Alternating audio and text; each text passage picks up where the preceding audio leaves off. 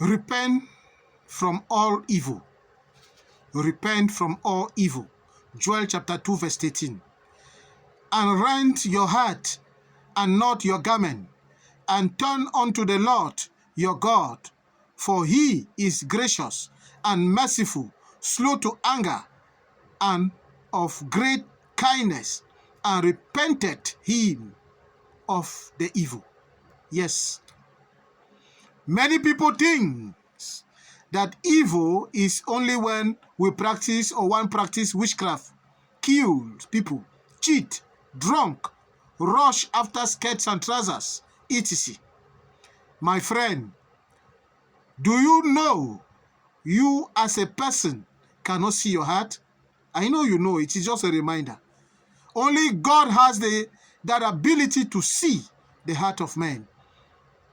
And that is one of the reasons why he decided to hide your eyes from your heart. Hear me. Anytime your biological child or foster child or Christian children blesses you in one way or the other, and you sees it as nothing or little, that is evil. Repent. Anytime you purchase a new cloth, puts on, enter the church, the first person, when you have just insulted your neighbor because you gave him Maggi salt yesterday, you insulted him, telling everybody the way how you sponsor his kitchen, her kitchen. How, if not of you, she would have food or taste soup or sauce yesterday. It is evil you committed. And your beautiful dresses or dress cannot change the mind of God concerning you. Name the rest. Friend, you know your own shortcoming before your Lord. For you, whose own best department is to scatter family or to scatter the family, repent. You who has a long tongue, a slippery tongue, repent.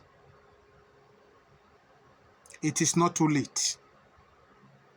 Your heart is what God is interested on, not your dresses, not your physical beauty, not your car, not your bank account.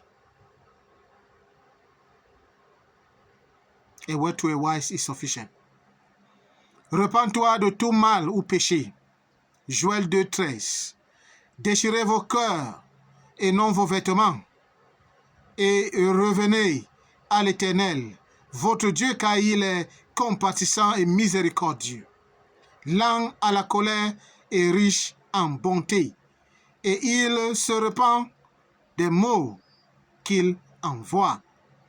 Oui, bien-aimés en Jésus-Christ, beaucoup pensent que faire du mal ou pécher, c'est seulement ceux-là qui commettent ou font la sorcellerie, ou qui tuent, qui mentent, qui sont dans l'ivrognerie, qui accourent vers des jupes de toute couleur, tout modèle, pantalon, etc.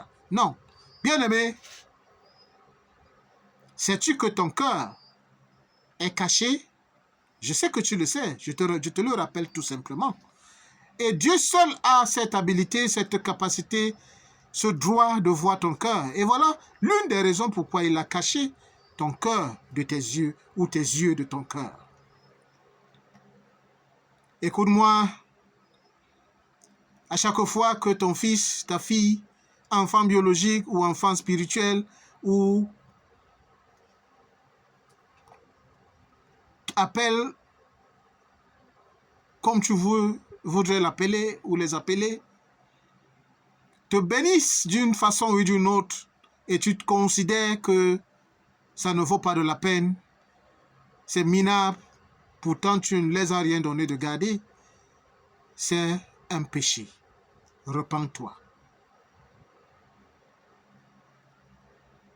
Tu as acheté ton nouveau vêtement, tu l'abord à l'église, tu entres en première personne, pourtant en sortant, tu as insulté ton voisin, ta voisine, parce que hier tu lui avais donné un cube magique, une pincée de sel.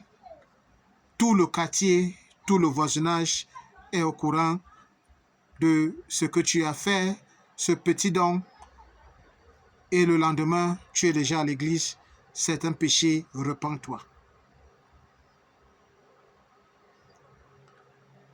Mon ami, tu connais ton manquement ou tes manquements. Pour toi, c'est un don de diviser la famille avec ta langue. Tu as une langue tranchante, une langue glissante. Repens-toi, c'est un péché.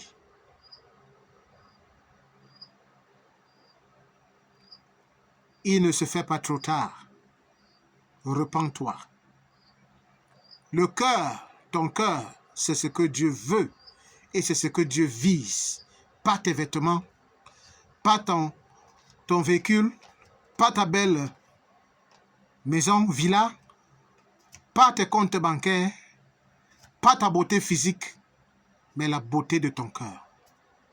Un bon entendeur, salut.